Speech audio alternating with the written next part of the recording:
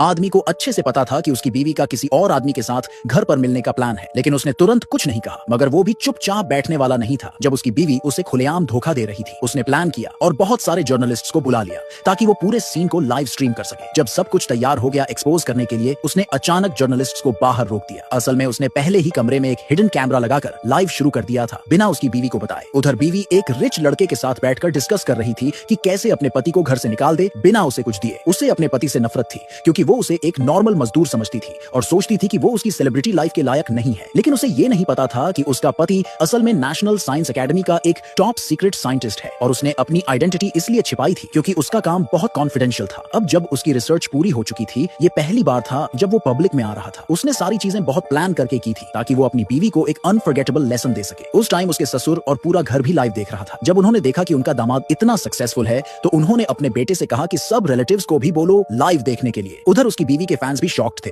कुछ जेलस थे कि उसके जैसा परफेक्ट हस्बैंड किसी को कैसे मिल गया। जैसे जैसे ये पूरा मामला वायरल होता गया और लोग लाइव से जुड़ते गए। जब फाइनली हस्बैंड ने दरवाजा खोला, बीवी शॉक्ड हुई, लेकिन उसने एक्सप्रेशन नहीं बदला क्योंकि उसे अपने बॉयफ्रेंड पर पूरा भरोसा था जो एक बड़े बिजनेस का मालिक का बेटा था। वो लड़की पिजामा में सीढ़ियों से नीचे उतरी, बहुत ही बदतमीज और बिना किसी गिल्ट के। उसके हस्बैंड ने जब उससे सवाल किए तो उसने जीरो रिस्पेक्ट दिखाई। वहीं रिच वाला लड़का बहुत एरोगेंट बनकर सामने आया और सारे जर्नलिस्ट्स को बाहर निकाल दिया। इन दोनों में से किसी को भी अंदाजा नहीं था कि असली बवाल तो अब आने वाला है, क्योंकि गुलाबों के गुलदस्ते में छुपा हुआ एक और कैमरा अभी भी क्वाइटली लाइव चल रहा था। रिच लड़का उस आदमी का मजाक उड़ाने लगा और उसे ककोल्ड कहकर इंसल्ट किया। औरत ने तो हद ही कर दी। उसने अपने पति को थप्पड़ मारा और बोली, हाँ मैंने तुम्हें धोखा दिया है तो क्या। ये पूरा सीन लाइव में आग की तरह फैल गया। जो इमेज उसने सालों में बनाई थी वो एक सेकंड में पूरी तरह से बर्बाद हो गई। उसका बाप इतना गुस्से में आ गया कि उसने अपना फोन जमीन पर फेंक दिया। उसके रियल पिता ने तुरंत अपने बेटे से बोला कि उसे कॉल करो, लेकिन जैसे हर बार वो रिच लड़के से मिलने जाती थी उसने अपना फोन बंद रखा था। उसे लगा सब सेफ है, कोई उसे डिस्टर्ब नहीं करेगा, तो उसने अपना असली चेहरा अपने हस्बैंड के सामने दिखा दिया। लेकिन उसे पता नहीं था